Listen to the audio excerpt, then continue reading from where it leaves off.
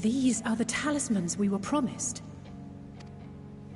Yes, and I made a quick count. There are far more than we could have hoped for. Enough to outfit an entire company of soldiers, in fact. Considering the involved process, that they were able to manufacture so many in such a short span of time is nothing short of a miracle. Once we have distributed them to our allies in Eorzea and the Far East, we'll have a fighting chance to bring down the other spires, just as we did with the Tower of Zot.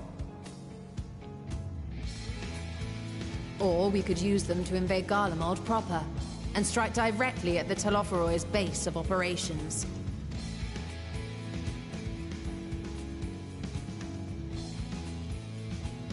Of course, we would need to consult with various Alliance leaders before such a drastic measure could even be contemplated. To which end, I could set out forthwith and present the idea to each of our allies in person. Pray allow me to undertake some few of those journeys. I find myself restless and in need of purposeful duties. I can head eastward. Bosnia and Dalmasca are just a short hop from here. And Doma's shinobi network should come in handy for passing on the word. We shall share the burden then. Meanwhile, I think it best that you and the others take the talismans back to the Baldessian Annex. We must keep them safe and secure until we've decided upon a course of action. Please, I must speak with you.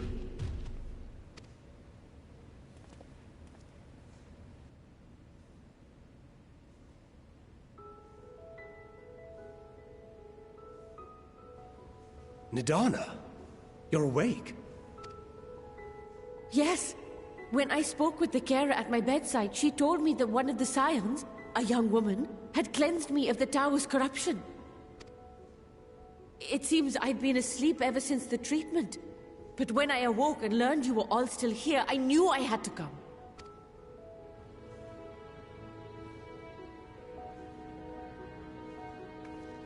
As you said, Nidana was captured only recently. Such a brief exposure is swiftly cured, so I tended to her before we gathered at Megaduta.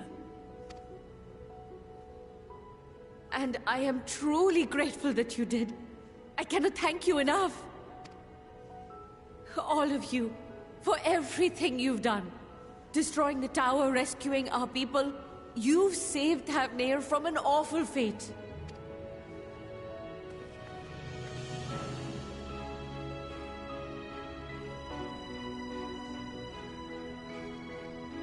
Yet who hath truly saved whom?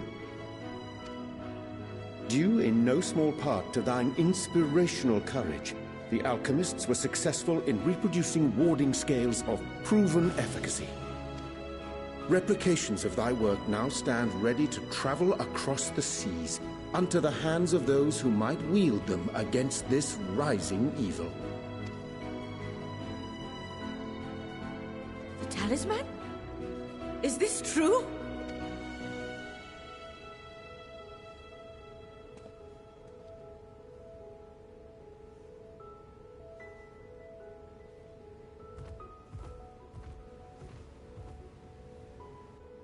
Oh, I was so groggy from sleep. I didn't even think to ask. Oh, our great work sent across the seas. It was worth it. Oh, it was all worth it.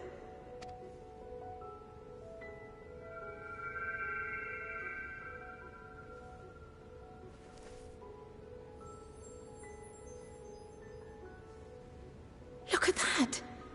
Its color is completely changed.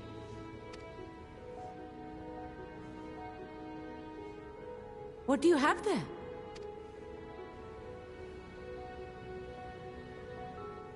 How unusual. I wonder if the effect is a reaction to Akasha. I'm afraid I'm not familiar with that term. Akasha? It is one of the unseen energies defined by Harnish alchemical theory.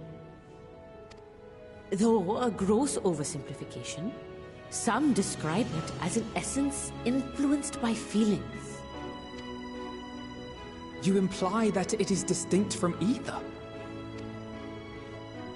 Us foreign scholars often conflate the two, but we see them as separate concepts. Ether is an energy which permeates the land. It exists within animals, objects, even the air we breathe, affecting all through which it flows. Akasha, on the other hand, exists in a domain beyond our reach. A gift bestowed from on high, or torn from the heavens in some traditions. Akasha can neither be created nor destroyed. It is beyond our power to purposefully alter or manipulate. The only thing observed to influence it is an abundance of, I want to say, spiritual emotion.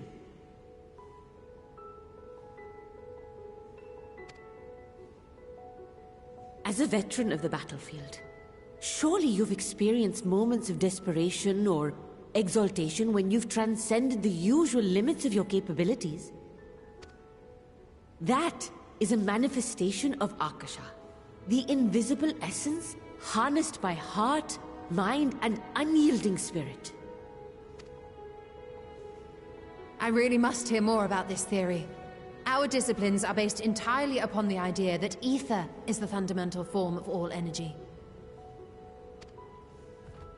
I'm glad my haphazard explanation has piqued your interest. But even for us, Akasha is a somewhat abstract field of study. A lack of practical application lends itself poorly to formalized research. Which is why my analysis of your flower can amount to little more than idle speculation. I am sorry. Nonsense! You have nothing to be sorry for. Your insight is much appreciated.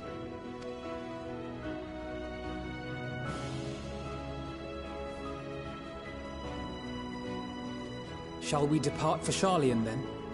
I will see to it that the talismans arrive at the Annex. And we will be in touch once our talks are concluded. I suggest you rest while you can. From here onward, sleep is bound to be in short supply.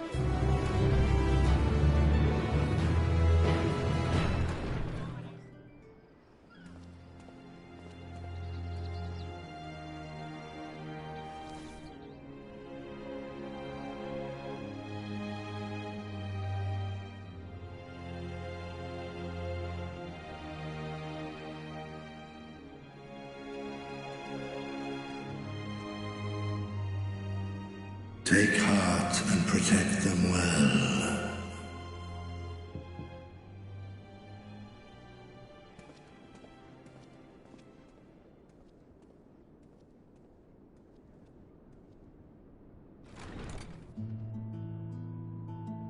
Good, you're here. You haven't eaten yet, have you? We've bought quite a spread if you're interested. Only the finest dining from the last stand.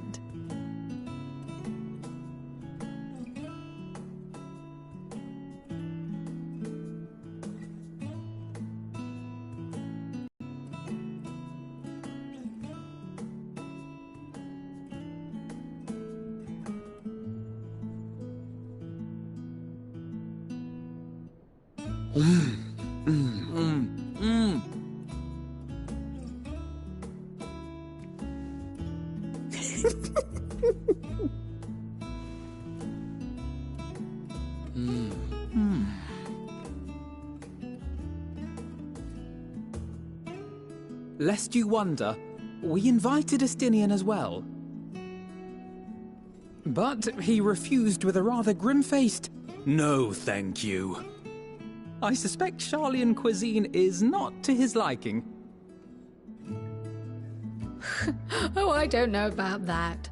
Perhaps our lone wolf just needed some time apart. What? To perfect his brooding stare?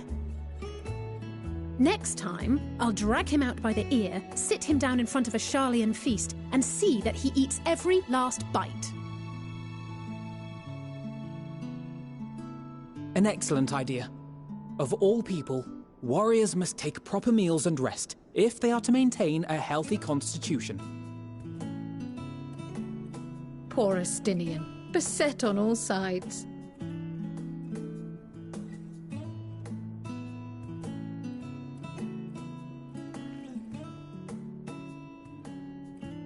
Speaking of one's physical condition, Mistress Quile, I hear you've recently played literal host to Heidelin herself.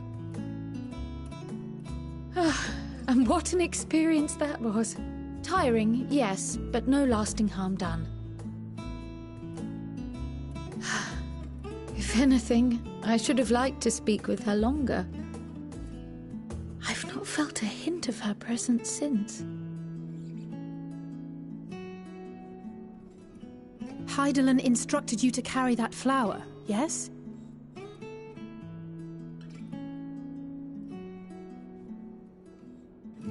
Twill be your guide, test and proof of your conviction. And then something about seeking joy in darkness, was it? Come to think of it, isn't that what happened with Nidana back in Radzat-Han?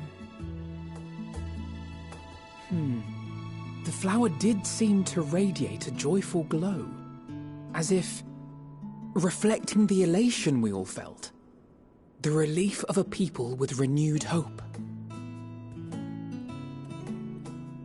Indeed, and in turn I felt buoyed by that radiance. 'Twas akin to spotting a beacon and knowing we were on the right path. I know we've not yet triumphed over the Telophoroi, or learned the full breadth of the Forum's plans. But even within the midst of our struggles, we find small moments of joy to sustain us. Rare and hard-won perhaps, but it is this pursuit of happiness that gives us the strength to carry on day after day.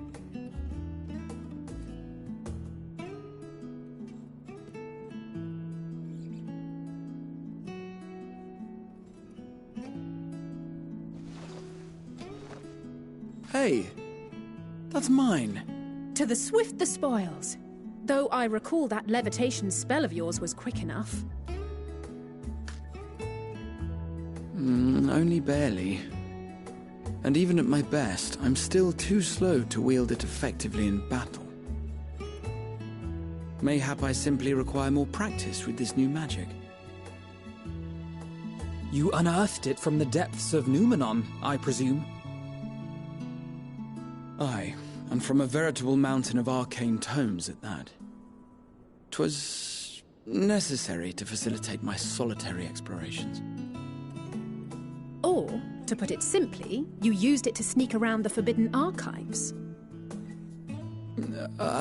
Yes, well, after a fashion.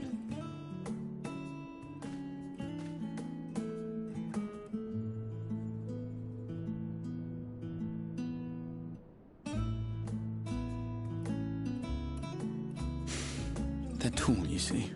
The shelves, they're too tall for me. And I could hardly move the library's platforms without attracting attention now, could I?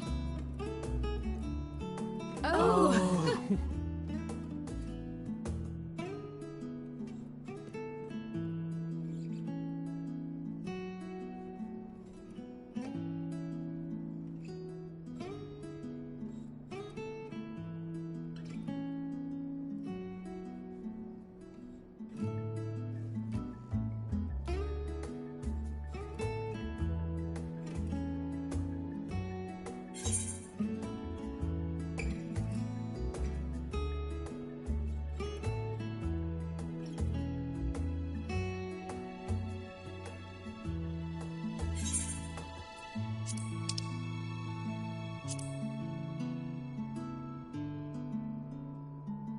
I'm not that ambitious.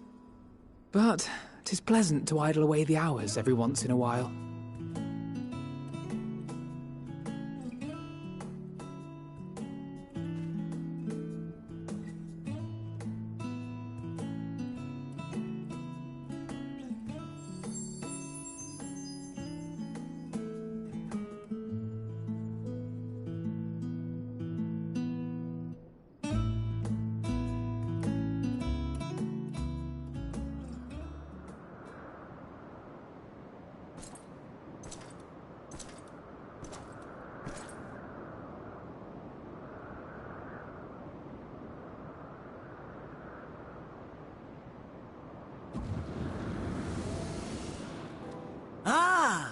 Enjoying the bracing cold, I see.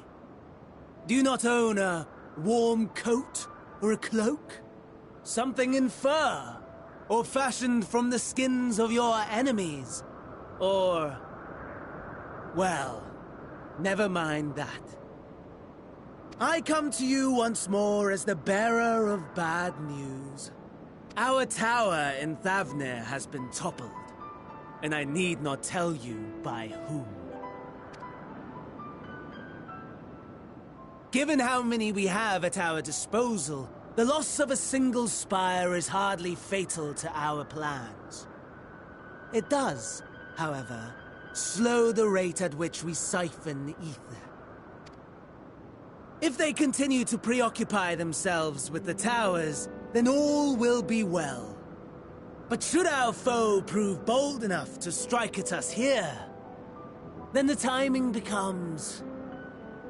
questionable. Our foe is bold enough.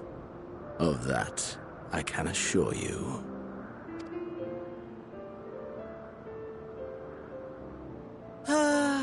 Yes, very well then. I suppose I must prepare a proper welcome. Honestly, talk of your nemesis is the only thing you seem to enjoy. Does nothing else spark your interest? No. All else is... equal. Equally tedious. Equally disappointing. The world is a tepid bog into which we sink, too weak to thrash as the mud clings to our eyes and fills our throats till we blissfully choke. But then came the light, blinding and pure and hot, so very hot, enough to set my soul aflame. I basked in the afterglow until the void yawned once more, and then I knew the muck would never claim me again. There was naught for me ahead, so I drew the curtain on all that had come before.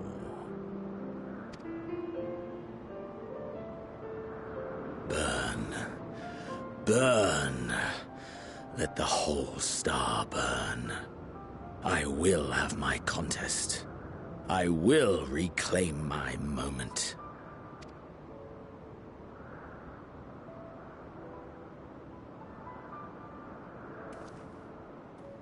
How wonderful that the emptiness of death has not dissuaded you from committing your life to its pursuit once more.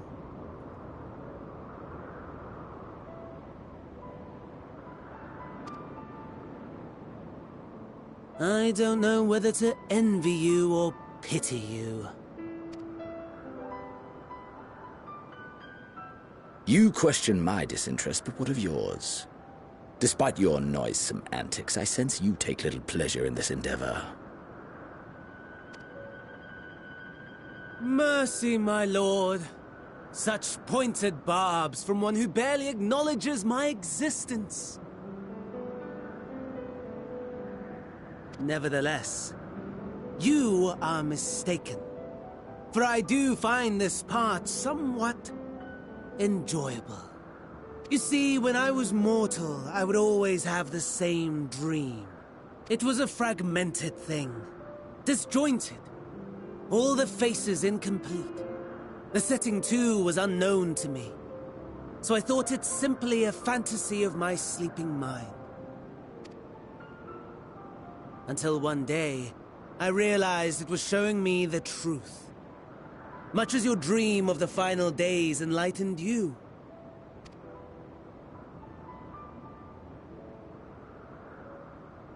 And soon, very soon, the rest of the world will see the truth of my dream, too.